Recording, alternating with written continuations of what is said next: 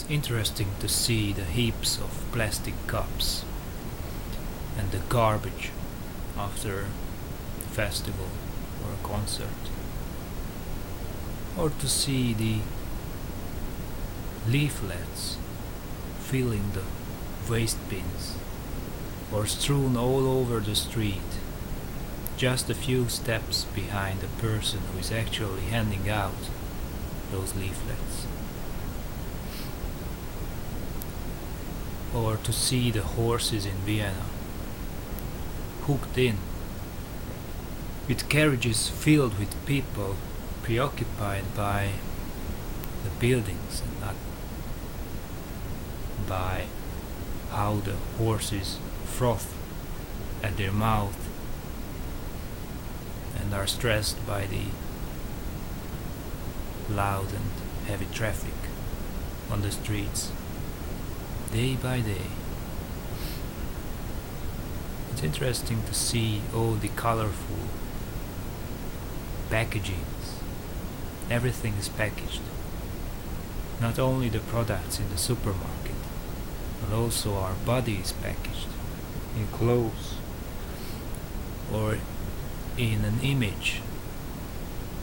Our self is also packaged in a self-image, and our interactions are also packaged in predictable scripts. It's also interesting to be asked to give up my seat on a nearly empty carriage just because I happened to be sitting on a seat that was reserved. Now, in these instances, things are seen to be taken for granted. Things are taken to be transparent. In a sense, to take things for granted is to reduce everything to a transparent medium of our actions. Of course, in the mirror, we don't see the mirror, we see ourselves, our beloved face. And that's why we take the cups holding the beer, the vase bin, the wrappers, the packagings, the horses. Take all these things for granted. Taking also the words I use, the clothes I'm in,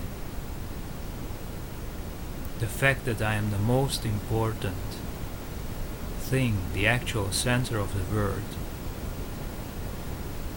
the being endowed with the most reasonable mind and judgment. These are things that we all take for granted. We are the most reasonable mind in the universe. Each one of us. Now, taking things for granted is a form of ignorance, I think, because it's a kind of mindlessness. It's experiencing life mindlessly,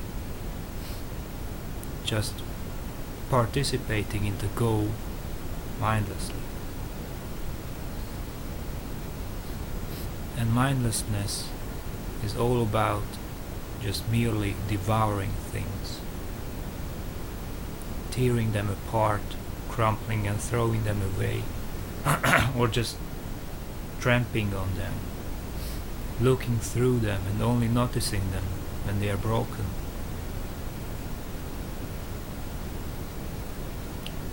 So it's all about just seeing through the forms and shapes and textures, not only of the things we handle and are surrounded by, but also the interactions with which we engage the environment and the other individuals in the environment. The fact that everything must exist at the expense of something else is sad and true.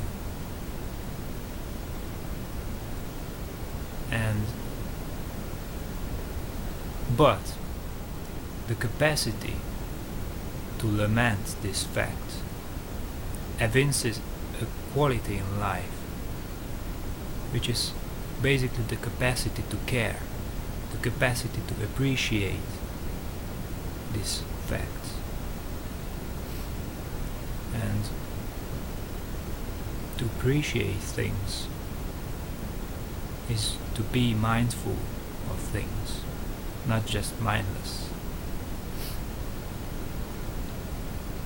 It's to take things not for granted, to take things and taste those things, to taste experience, not just flow through experience. Granted, the taste depends on things devoured, because everything exists at the expense of something else. We need to sustain ourselves, but it's also the taste that can curb the appetite.